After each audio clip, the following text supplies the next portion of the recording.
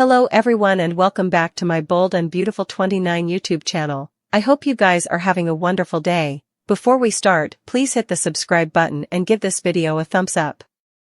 In Lee's office, Finn comforts his mama. Lee questions the riddle that still remains. Who's Luna's father? She suppositions her son thinks she's horrible for believing his aunt had treated her so horribly. At Il Giardino, Jack complains to Poppy about Lee making allegations against her. I know you, Poppy. There's no way you betrayed Lee.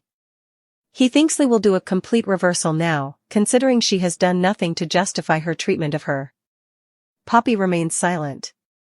At Bill's place, Luna looks in the glass and tells herself there's no way Tom Starr was her father. At the Forrester manse, Steffi gushes over her parents being back together as they spoon. She can't help but suppose about Jack and Lee. Taylor and Ridge are proof people can find their way back to each other.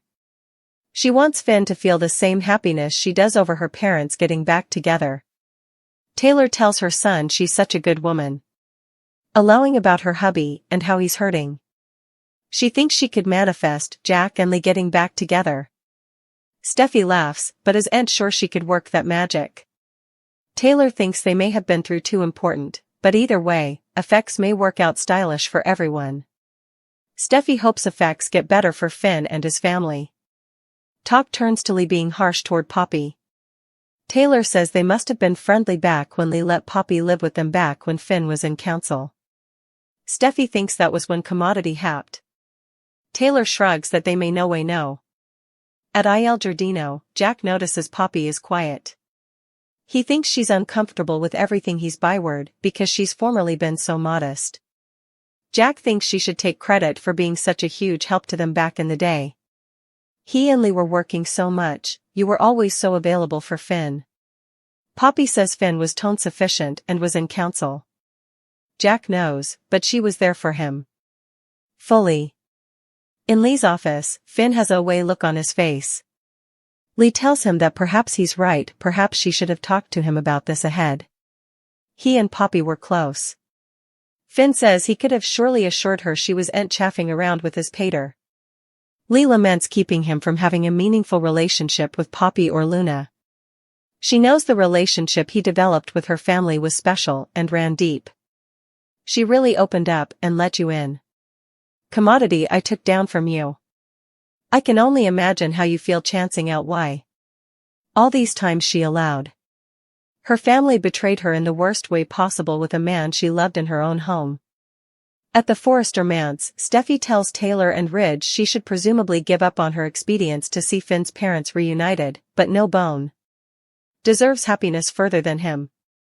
Taylor thinks his true happiness lies with her, Kelly, and Hayes, his woman, and his lovely children.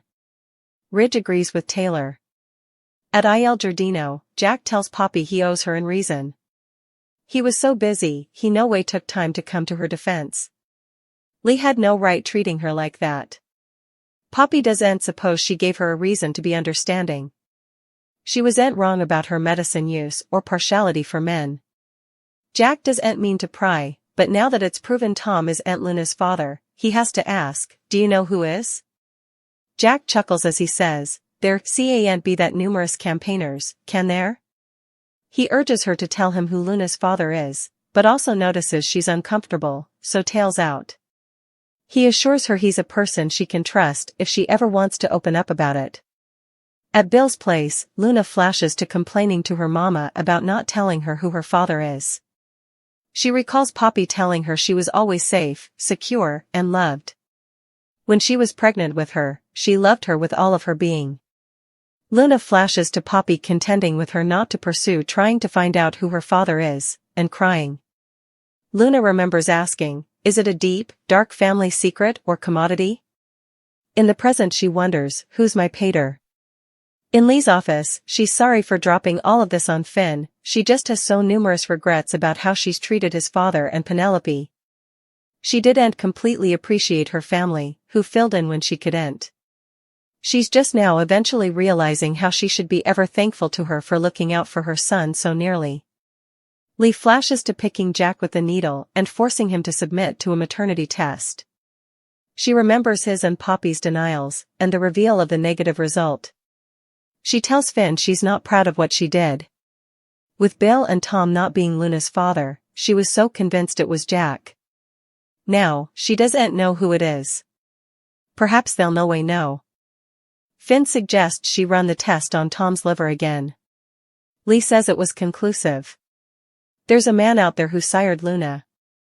Just also, Lee is called down to see a case. She hugs Finn and exits. Formerly alone, Finn renewals his mama's words in his mind. Who's Luna's father? Who's Luna's father? John Finnegan set up Lee Finnegan crying in her office, so she came clean about believing Poppy Nozawa had an affair with Jack Finnegan and letting it poison her against Poppy for times. After Lee mentioned that Poppy moved in with them around the time Finn was starting council or finishing high academy, she admitted she allowed.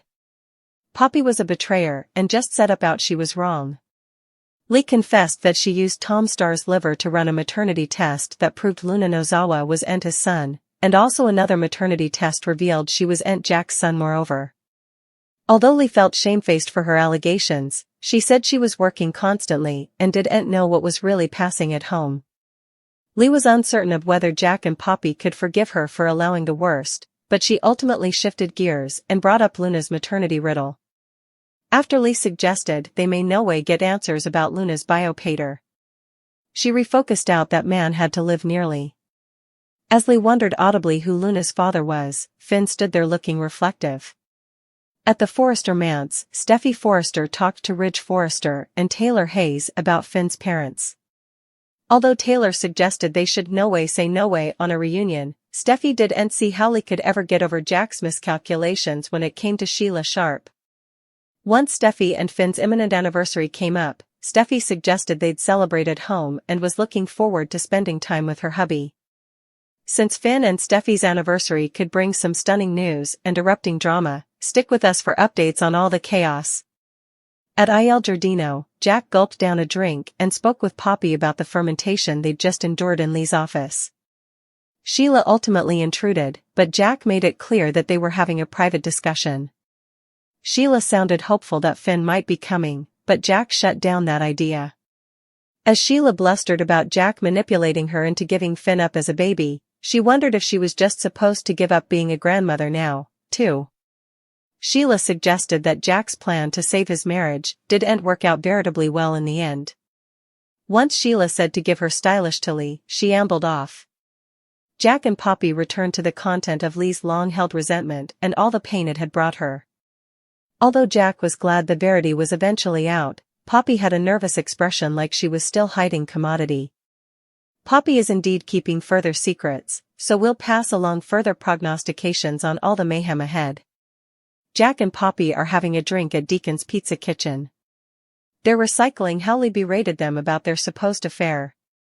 Jack says it was all for aught as they no way formally touched each other. Poppy wishes Lee had expressed herself long agone, as it could have saved them times of conflict and resentment and pain. She says, despite being the constant focus of her family's wrath, she still feels for Lee. Just also, Sheila approaches.